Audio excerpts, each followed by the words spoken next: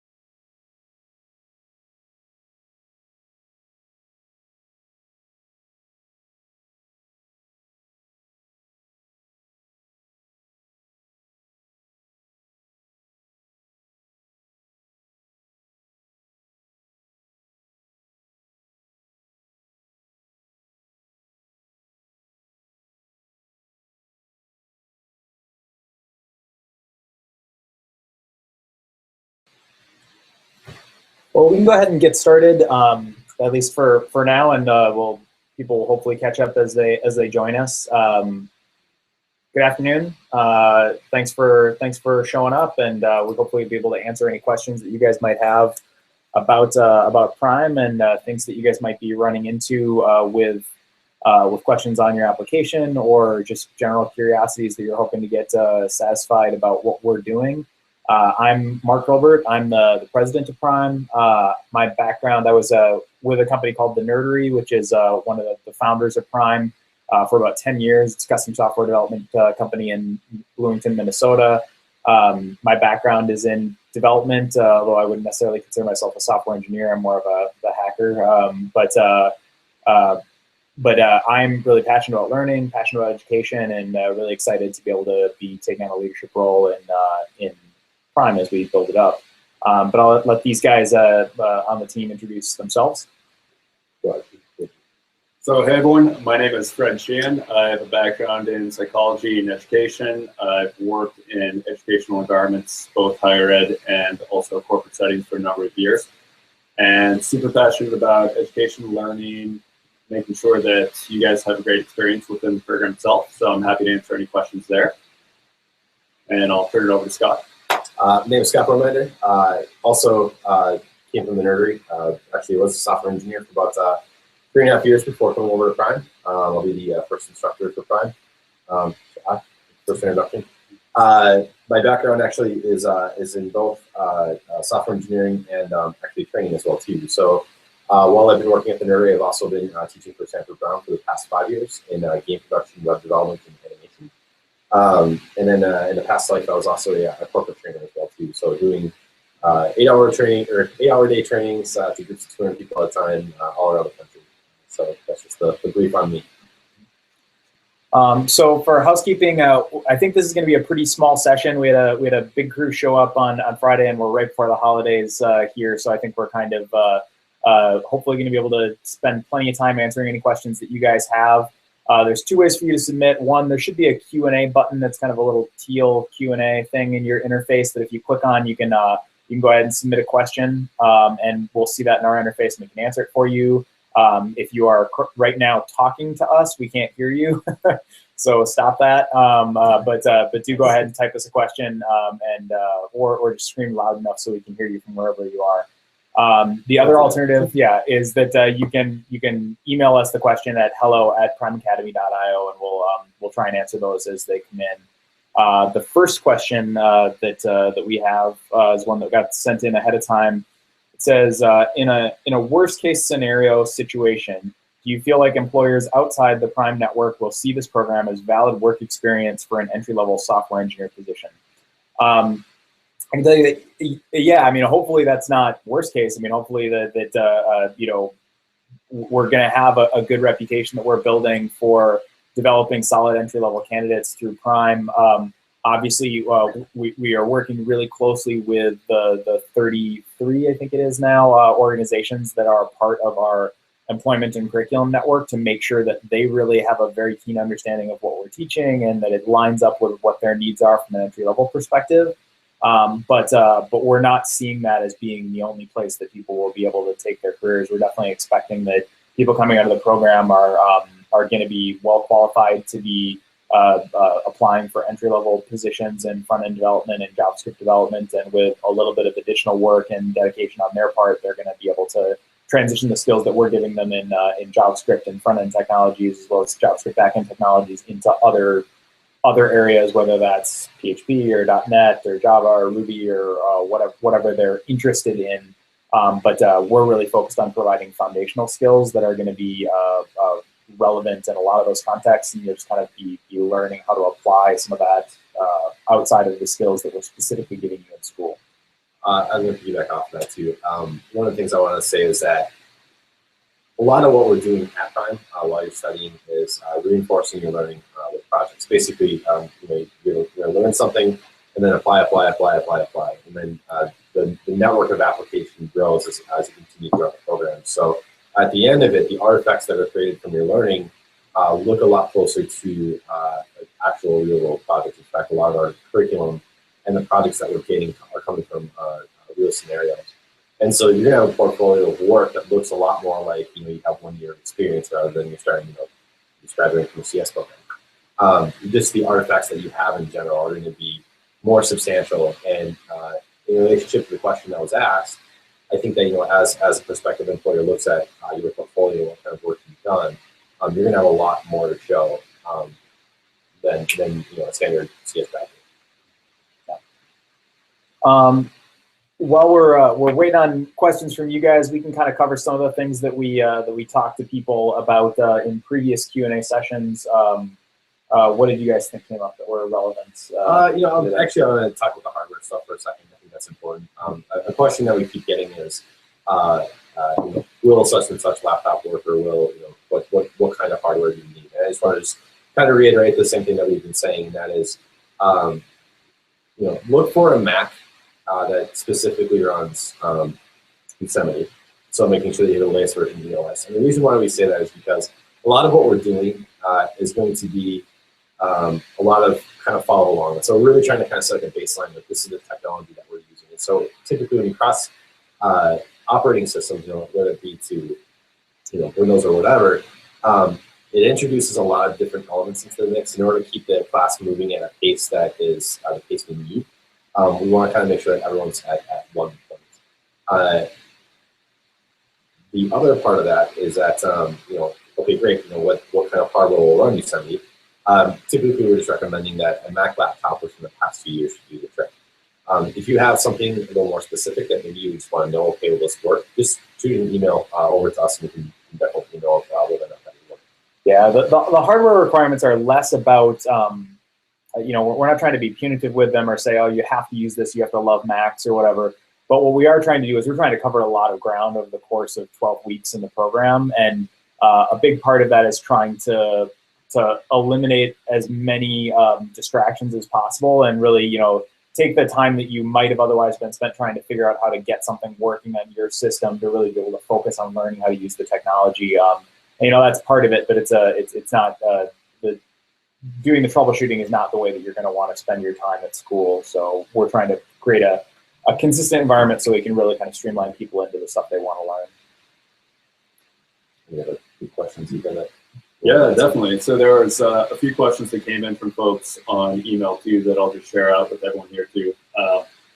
So one of them was about the employment opportunities and internships, the apprenticeship program that we have at the end. And the question was, will there be enough opportunities for all of the cohort graduates, or will some graduates be left without an opening within the network that we've built and have to pursue something outside? So first off, it's completely up to you. The apprenticeship program is optional. It's not something that's required within the course. It is basically something that's a great opportunity and a value add though. Because of the partnerships that we've had here, it'll give you an opportunity to have some real world hands-on experience within a work environment. And that'll both allow you to build out the resume a little more. And then it'll also give you an opportunity before potentially diving into a full-time employment to try out an organizational context to see if that style of work, that style of workplace is something that fits best with you. And that's something that we're very proud of, having built out, like Mark had said, those 33 at this point, I think, something like that. Yeah, the 33 partners at this point. That represents a huge diversity in different Minnesota technical organizations, from large corporations all the way down to smaller, probably 20-person teams. And that allows us to basically find something, or frankly, it allows you to find something that's going to be the best fit for you.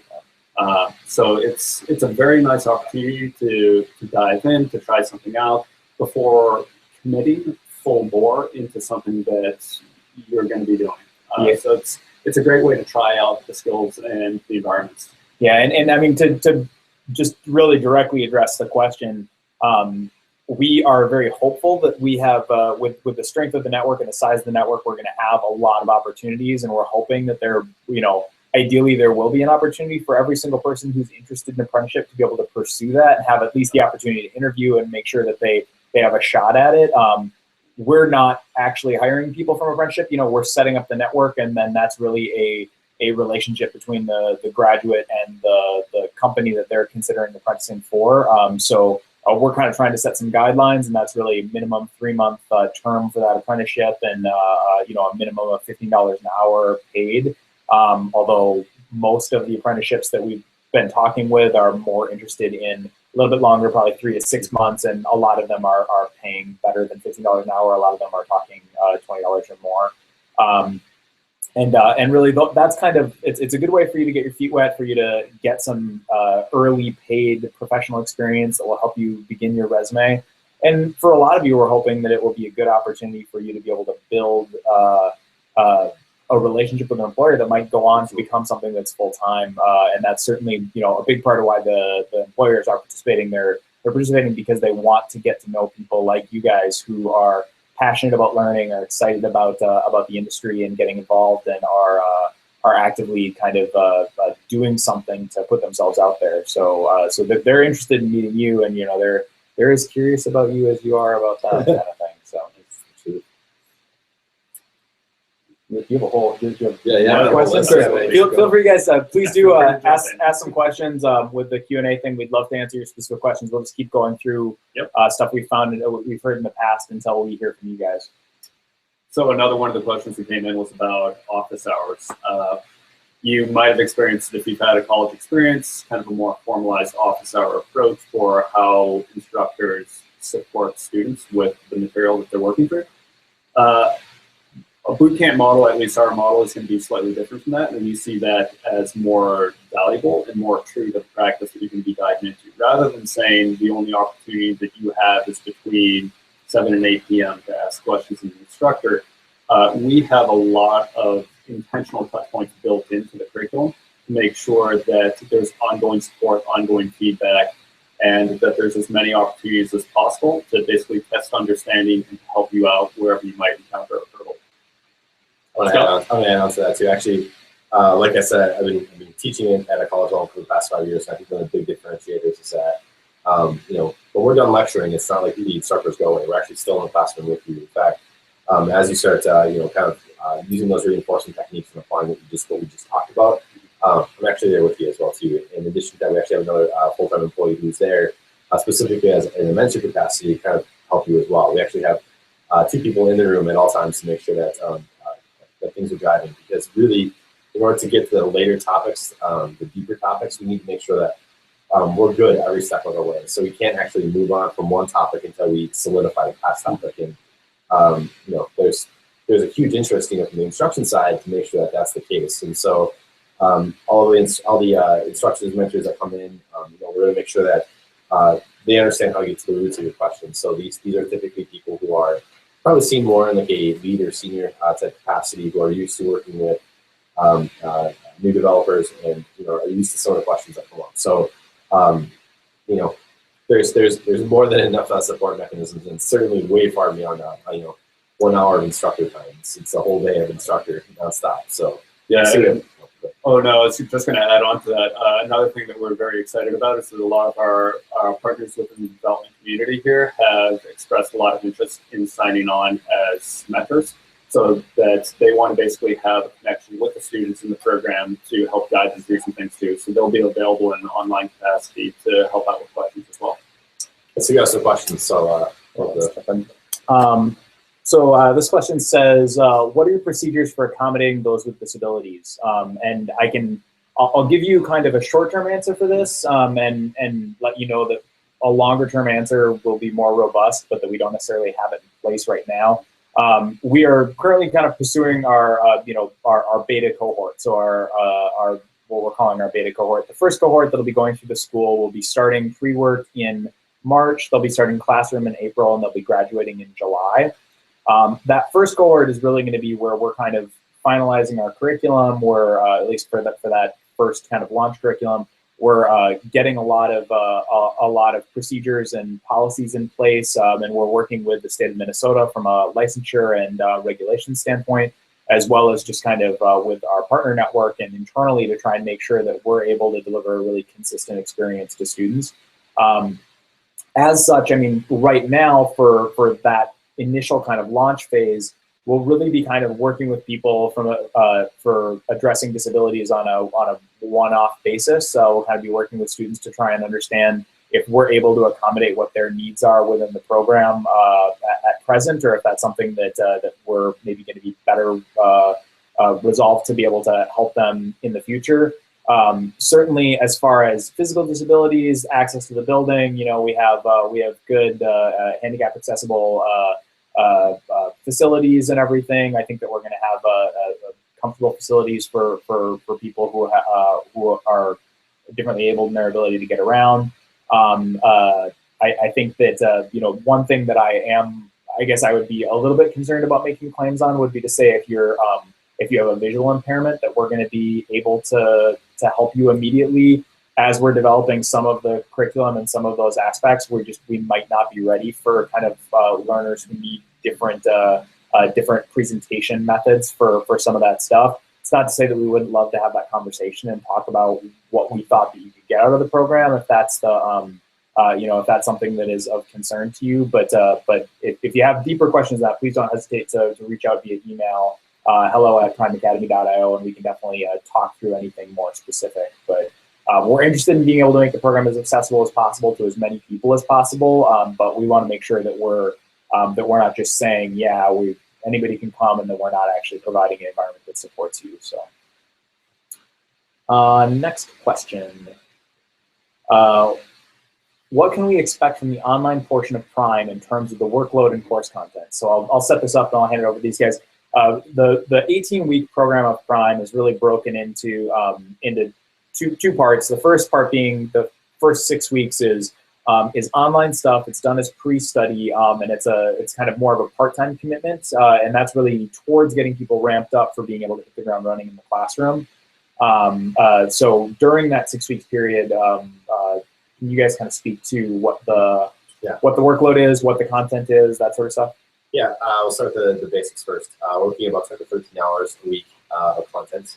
That content basically consists of I don't want to give away the magic yet, but basically it's access to online videos that teach some basics. So we can kind of take the stuff you used in the HTML resume technical challenge, and we kind of take it to the next step. And so we're introducing basic JavaScript concepts, for example, and we're kind of just hammering out some of the basic, like, hey, here's a loop, here's an array, here's all the way up to here's event propagation. It kind of just escalates. And what we're doing is we are kind of introducing the much smaller topics, and then we kind of reinforce those through conversation, through discussion, which I'll talk about in a second.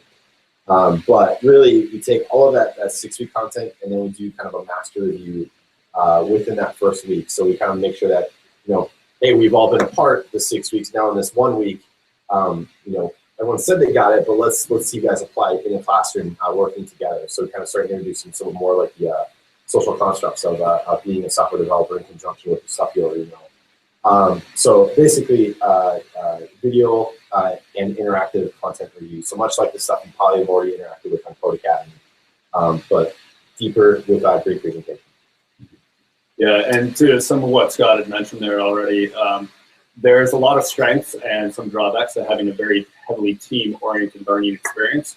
And a lot of the pre-work that we're doing is trying to focus on making sure that everyone is at a successful baseline by the time they start moving very fast within the program itself. It's been a long week. Yeah. So to that end, some of the pre-work, depending on where you're coming into the program with different skill sets, we want to make sure that we're inclusive of wherever people are. So some of that content might be a little bit of rework for folks who are a little more advanced, but we want to make sure that folks have an opportunity to be on a solid footing so that they can work effectively within teams once they're within the program itself. And the point of that pre-work is to make sure that folks have a common language, common baseline skill set, so that they can be effective together. It's a very important thing to make sure that our teams can work quickly and effectively together. So one more thing. So I want to acknowledge that there are probably people coming from maybe different programming disciplines. And so one of the things I wanted to kind of explain is that during a lot of the pre-work stuff, a lot of what we're doing is we're taking this linear path of learning, because what happens in JavaScript is you kind of reach a point, and then all of a sudden you have a whole spattering of stuff, like everything like Node and Express and Angular and all these different technologies that come together. But the point is that there's a linear path that can be followed up until a point. And so my goal is, in the pre-work, is to get you as far down that linear path as possible, so that we can start experimenting with all the different bits and components in the classroom. Yeah, so the pre-work is not just going to be go off on your own. Here's a list of curriculum to run through. We'll have touch points. We're going to have a weekly check-in as well in an online video fashion, so that we can bring questions and help and support as necessary. And we'll have some activities that we run throughout that process as well. And one last point, and all of that is encapsulated in in one kind of basically one central location. So you'll always know what you need to do at any given time. There'll be no questions as to whether or not what the next step is or what you still need to tackle. Yeah, so you don't need to leave your job at that point or anything like that if you're working, but you do have to be a little bit proactive and make sure you schedule some evening and weekend time to get the workload done. And we will be expecting a progression of the work. We want to make sure that people are successful and that we have a chance to support them along the way. And that involves making sure that we hit certain points along that pre-work process. Great question, by the way. Yeah, good one. Okay. How would you find out what kind of financial aid is available for someone? So as a licensed private career school, but not an accredited institution, we have access to kind of very few of the traditional financial aid opportunities open to students, and we're working on being able to improve that over time. But for right now, what we do have available is we have $1,000 in scholarship from two contributing businesses, which are Modern Climate and the Nerdery, that will combine to provide $1,000 for each woman that's accepted to the program, and that's in the form of a scholarship grant. So that's not something they have to repay. That's just money that's being given on their behalf to support them. We have 6 $500 scholarships for veterans that are provided by Digital People and ABL Growth Partners. And then beyond that, the opportunities that we have for grant aid is in the form of a program that's being done in partnership with the City of Minneapolis, the Creating IT Futures Foundation, and Minnesota High Tech Association, and those funds are being administered by Family and Children's Jewish Family and Children's Services of Minnesota. And basically, it's not a religiously oriented program. They just happen to be handling the distribution of the funds for us. Right now, the eligibility guidelines as they're laid out are: if you are an individual person with no dependents and your income is less than $22,340, or if you qualify as a dislocated worker, and the state guidelines, you would know if you are one. Basically, it's that you've lost your job through no fault of your own. you would qualify for that program. And we'll have a limited set of funds, but they're pretty significant funds. If you qualify for that program, those funds could pay for up to 100% of your tuition and cover the cost of your laptop for the program. So that's something that's available to people who are lower income. If your income is higher than that, the best option that's available to you probably is financing.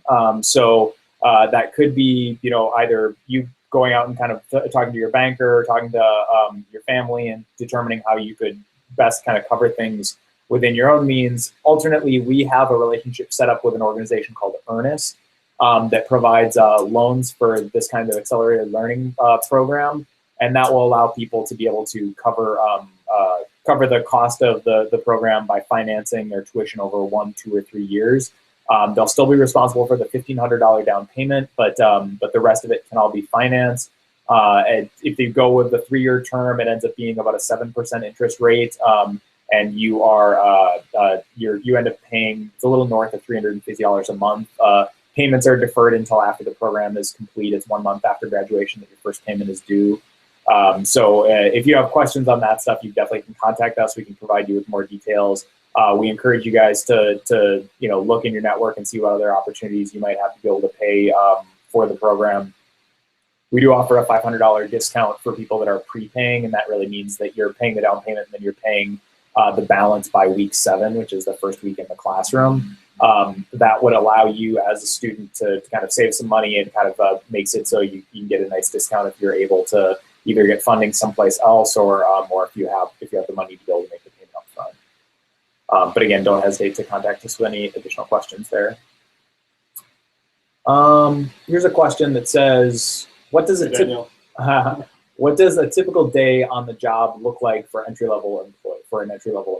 So for entry-level dev, this is going to be a tricky question to answer just because there is such a huge diversity in the hiring network and in jobs in general. I mean, we have people in the hiring network that are Fortune 500 companies that have literally, nearly thousands of devs globally working for their organization, through to small agencies that maybe have 8 people that are sitting in a room together. So it's gonna vary a lot depending on that. But maybe we can speak a little bit to the kinds of work that we're preparing people for. No, I actually, this is kind of got a lot, broad spectrum splattering on answering this question. So typically the way that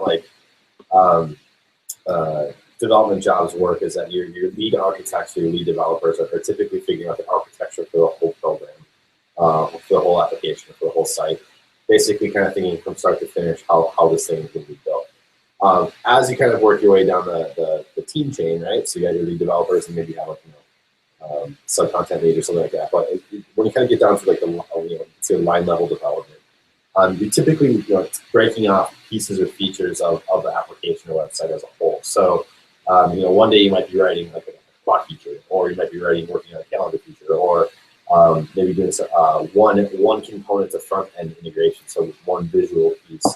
And typically you're kind of things are set up by task, depending on what project management side you're looking at. But the point is that typically entry-level devs are not necessarily worried about whole website or application architectures, but rather just single feature architectures. And as you kind of go throughout your career, you build and build and build until you really lead. I'll tell you about my first week. My first week was something very much like that. I was working on small features, but one of the really cool things about software development is that hey, I got a job at the nerdery. Week 1, I was already learning a ton. I was actually invigorated to go home and learn some more. And so, I ended up on about 3 different projects my first week, ranging from feature development, like logic of a particular piece of an application, and then also doing some front end skinning back in a Flash video player, which is back in the day. But the point being is that at Prime we're kind of that's how we start teaching. Is we start teaching kind of at that smaller componentized level. But as you go through the program, you're going to start building bigger and bigger applications.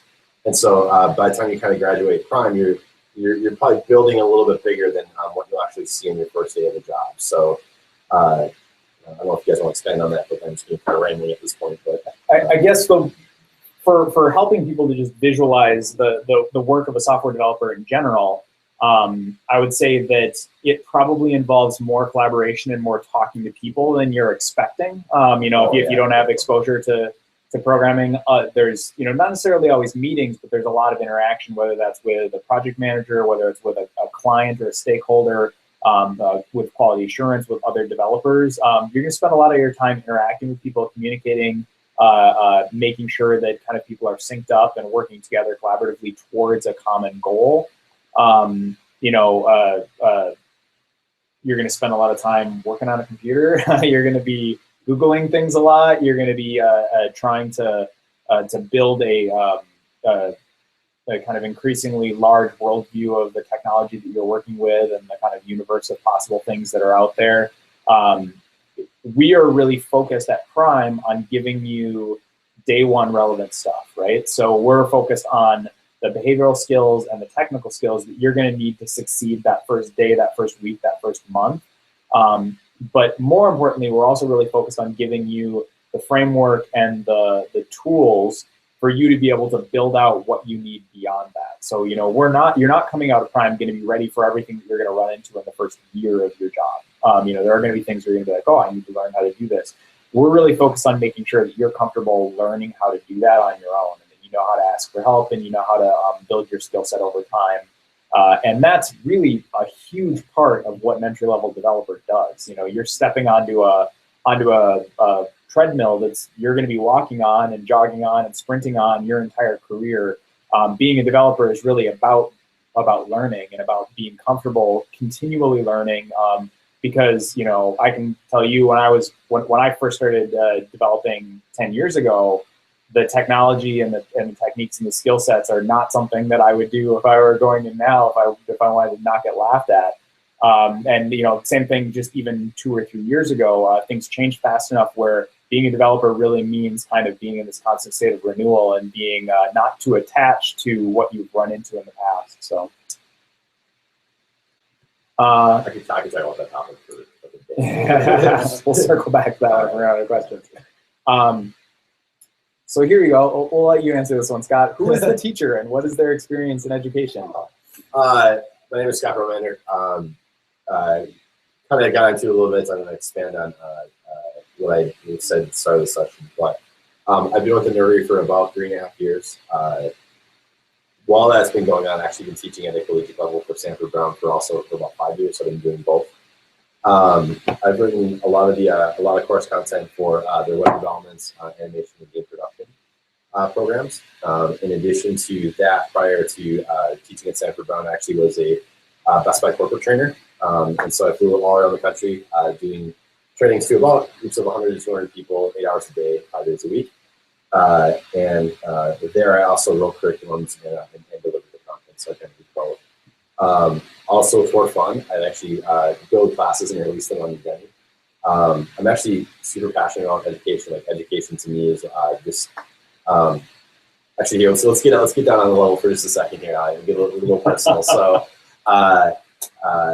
one of the big things that when I was wrapping up my career at Best Buy, I really wanted to make a career shift into development, and there was a little bit of a family need to do so, and I had about 6 months to do it. So in that 6 months, I hit the books. I really learned how to just self-study at a really aggressive pace, and taught myself essentially how to program within 6 months, and just little bits and pieces of spare time.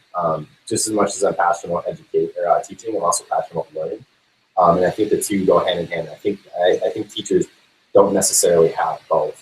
I think somebody can really like to get up in front of a classroom, but not really take a learner perspective from it, and really understand what the learner is going through. And that's something I personally pride myself on, because as much as I'm actively teaching, I'm actually actively learning as well too. So chances are you'll probably see me working on something goofy from building out my 3D skills some more, to doing animation, to learning some new programming language.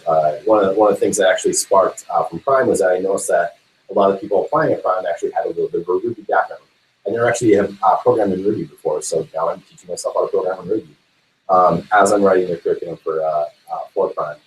And one of the things that we're looking for going forward in instructors is that really that aggressive learner lifestyle, and understanding that that is so much a part of teaching as well too. And so another important key factor is, I believe that factor alone creates empathetic understanding in the learner. So having that knowledge of where prospective students might be coming from, and understanding where the struggles might be and what it feels like that you feel those struggles is important to a teacher. It should be important to a teacher because it changes the presentation and and how things get delivered to you. So that's just kind of, once again, just a huge splattering of stuff. But I'm super, basically, to kind of wrap this up, I'm super passionate about teaching because I really do feel like it can change lives for the better and make life a lot more interesting to do things that you want to do. And so I'll add a little bit of context around that. So Scott is Scott's our first instructor, and Scott is kind of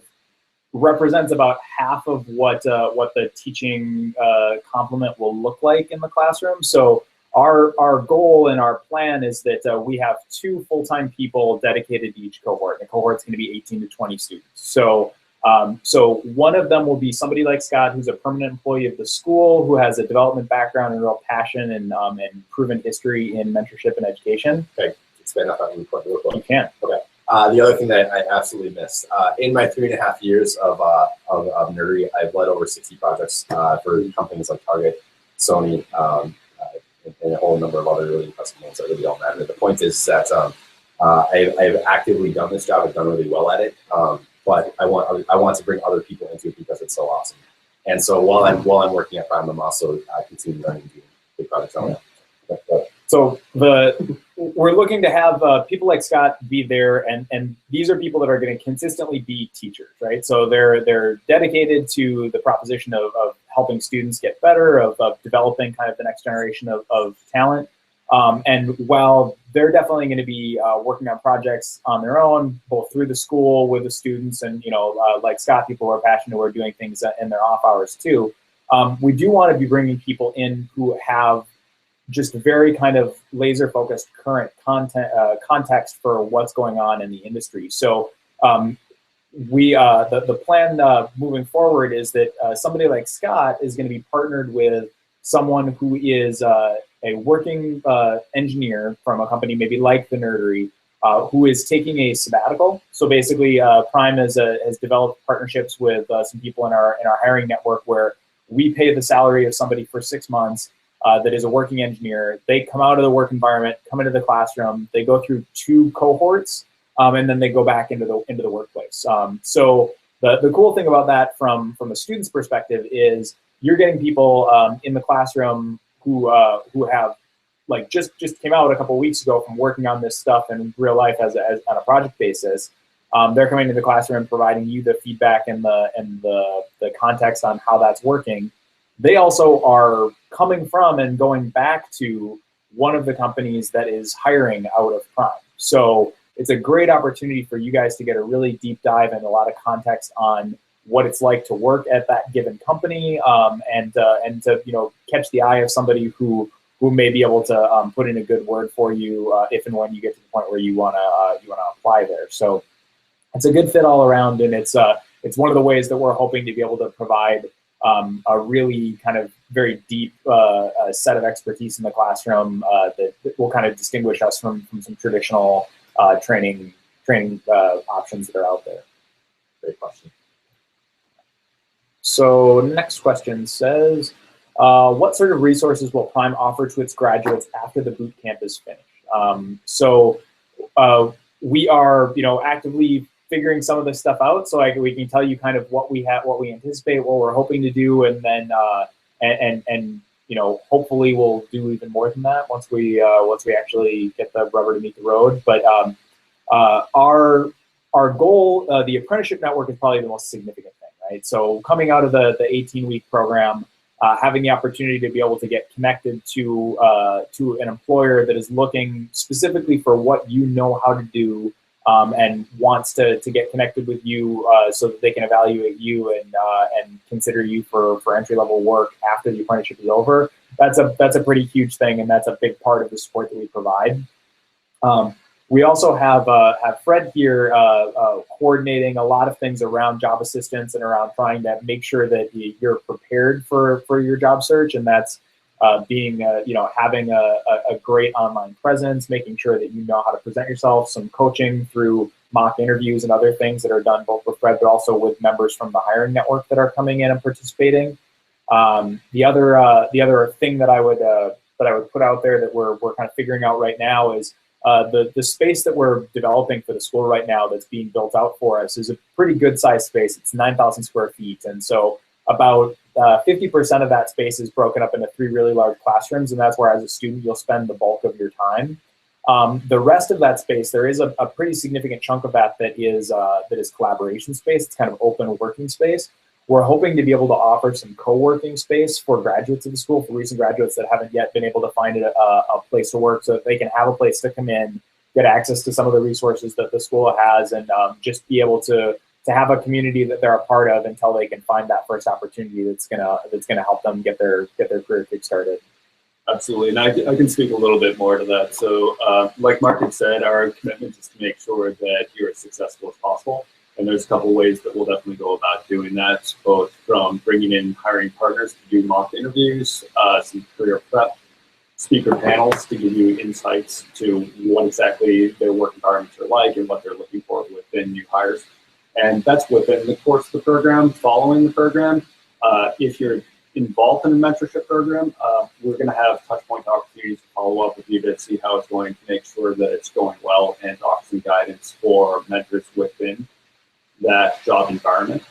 And additionally, we have a career day set up as well within cohort, and we've been discussing what that might look like. So if someone finishes the apprenticeship program, and we still have to kind of land on how exactly this will work, but making sure that people have an opportunity to come back to potentially a follow-up career day, but we'll have more information about that shortly when we figure out how it looks.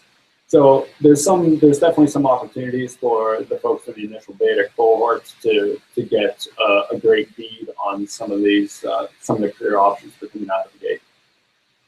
So, but again, one of the things I didn't mention is also we're going to be setting up an alumni network as well.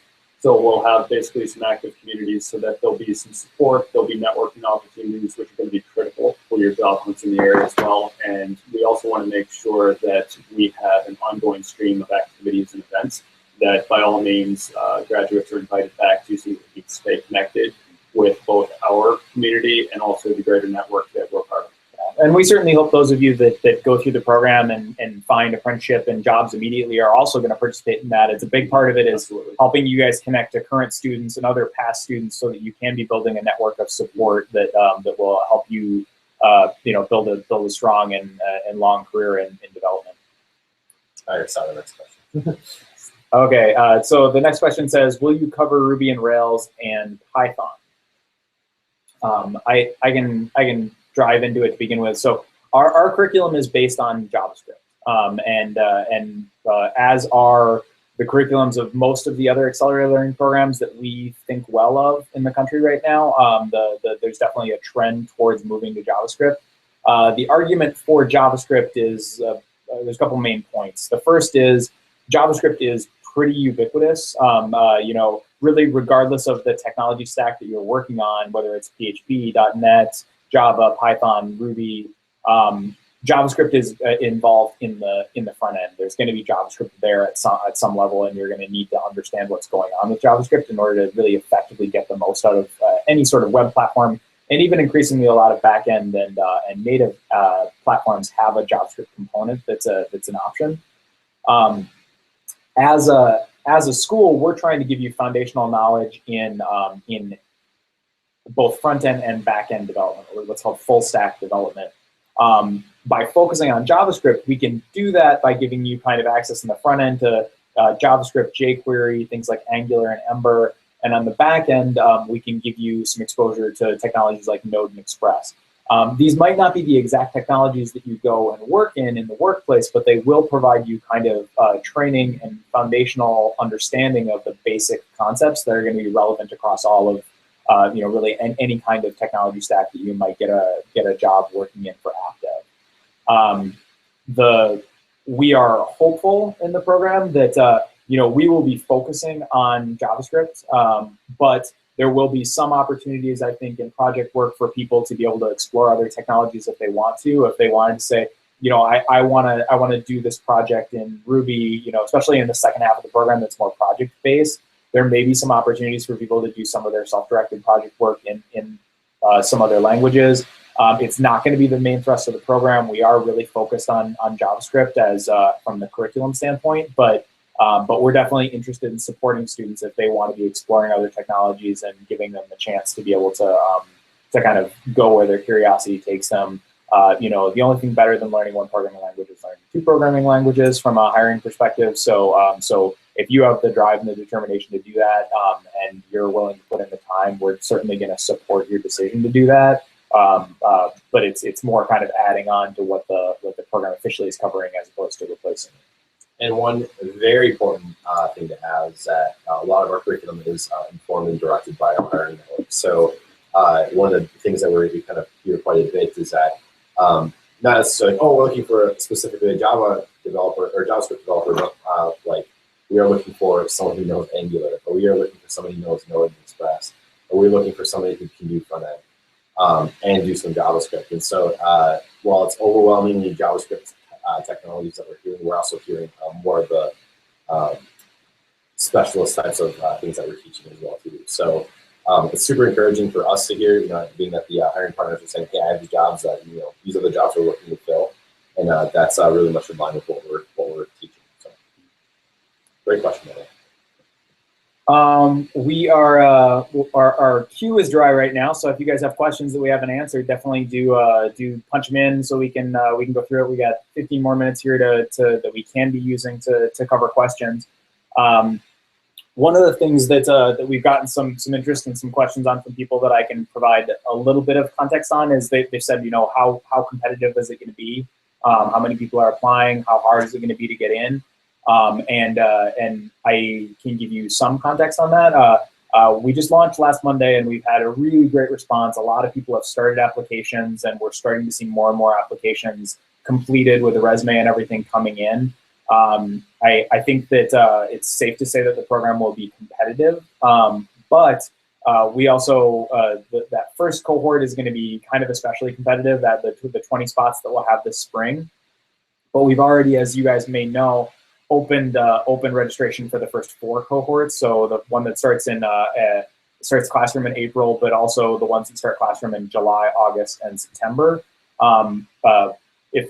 If we find it necessary, we will open later cohorts for registration as well.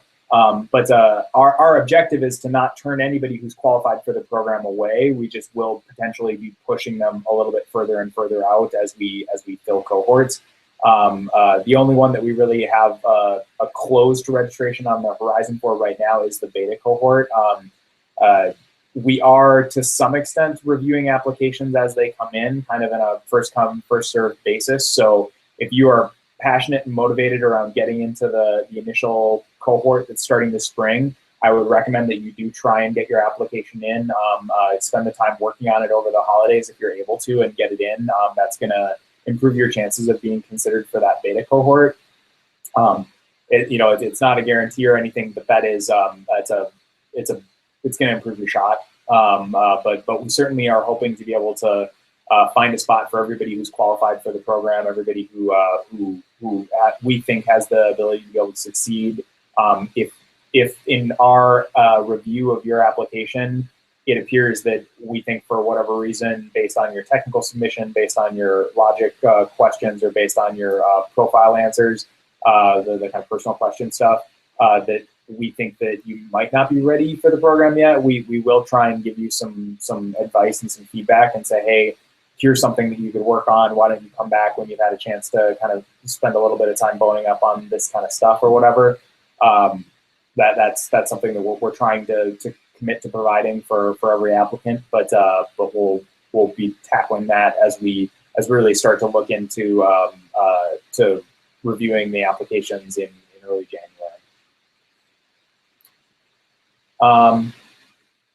Feel free to submit questions. Like I said, we're kind of we'll tap dance here for you in the meantime, but we'd much rather be answering questions that you guys have.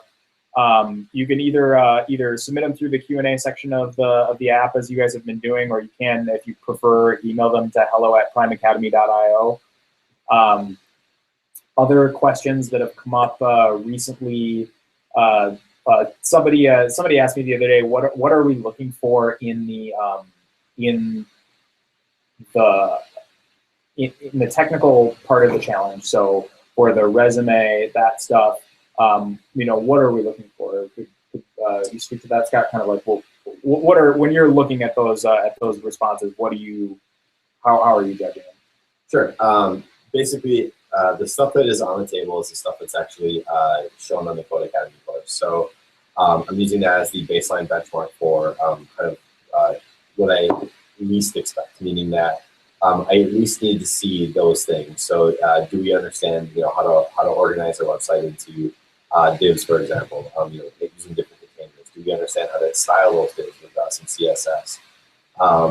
And really, that's kind of the baseline. I mean, beyond that, I think people inherently have been showing that they understand a little bit of design and color theory. While that's certainly not a factor to pass the technical challenge, it definitely helps consideration. So there's been some rock star like great color choices and just great layout. But one of the things I want to stress is that while that stuff is really super cool and super important, it doesn't disqualify you if you don't include those things. I think it's important to understand that it is a factor in helping your consideration, but the technical challenge is just one component to the rest of the application process. But with that said, I think that people need to understand that the stuff that I'm looking for, the stuff that is in Code Academy, it's important that you understand it.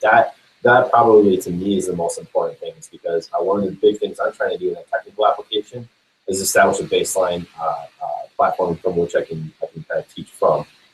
Saying this is the point where we're going to start, and we're going to move up to these points is what I need to be able to do. And the thing is that if I don't see in your technical application that you have a mastery of the things that are covered in Code Academy, I might just recommend that you go back to Code Academy and making sure that you brush up and understand those. And just to clarify, Scott's talking about those two assigned courses in Code Academy.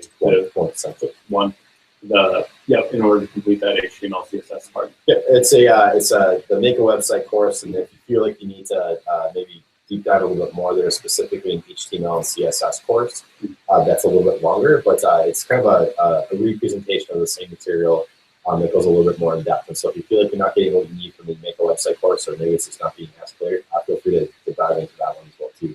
But like I said, the most important thing to me and to us in that particular part of the challenge is that you have a mastery of those things. Question, I think we kind of covered this earlier, but you may have joined later. Somebody says, Mac laptop the only option? For those only familiar with Windows, is it still required to use a Mac? And we kind of covered this briefly earlier, but we are requiring Macs for the coursework. You can do your pre-work and your application on whatever kind of system you want to. Or your application, your pre-work, we haven't necessarily determined whether or not what will be required there. But once you get into the classroom, we do ask that you have a Mac, and that's for a couple of reasons. Macs are pretty dominant in the industry for development outside of some specialty areas. That there's, you walk around places like the Nerdery, there's more Macs than there are PCs. So it kind of is good for you to establish a level of comfort and familiarity with Mac OS just as a job skill. It's important. The second is a big part of the program involves pair programming, involves group projects, and it often involves two people sitting at one computer and working together on something. And we want to provide a common platform so that when you're sitting down with your partner, it's a convenient, familiar environment for you. You're not saying, oh gosh, I don't know how to do stuff on this machine. Making sure that everybody has a similar system allows us to be able to kind of create some consistency across the board with that. Yeah, two thoughts. The first is that we do provide monitor, keyboard, mouse. Is that what we're committed to? Yeah. So although you'd be doing pair programming, in some cases sharing your computer, you're actually not sharing the physical things that are being touched as well too. So that was just one thought. I know some people are kind of, don't touch my keyboard or whatever. The other thought about that too is that I would say up until about a year and a half ago, I was a PC exclusive guy. Have recently switched over to Mac, at least in the office. I still use PC at home.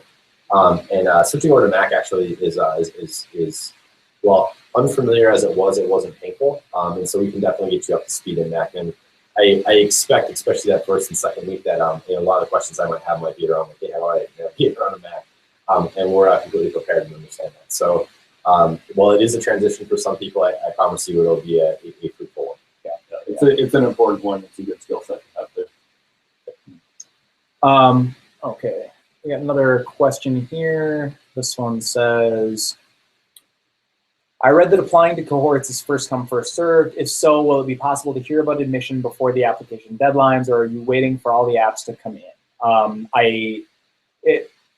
The first come, first served-ishness of it is kind of a little bit of a tiebreaker kind of thing. You know, if we get 20 great candidates that are in early and they're all above the bar of what we're expecting, it's not impossible that we would be making some of those decisions early on. Although I think it's extremely unlikely that we'll be making any offers, formal offers of admission until after the deadline is passed. Our goal is to have admission locked in and everything by the beginning of February-ish, the first or second week of February, towards pre-work starting in March. So I wouldn't necessarily say that you should expect to hear back in early January. But if you are able to get your application in by early January, I think it's going to improve your chances, especially for that beta cohort, of being accepted.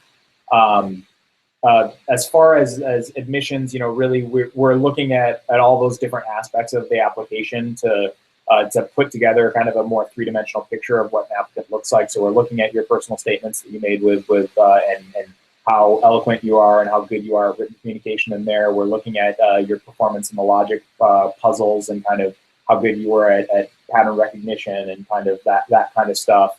And then we'll also be looking at the technical component. That stuff together is going to inform whether or not we ask you to participate in an interview. And that interview will kind of be our chance to round out our understanding of you and your drive about being involved in the program and other things. And that kind of total amount of information is what we'll be basing an admissions decision on.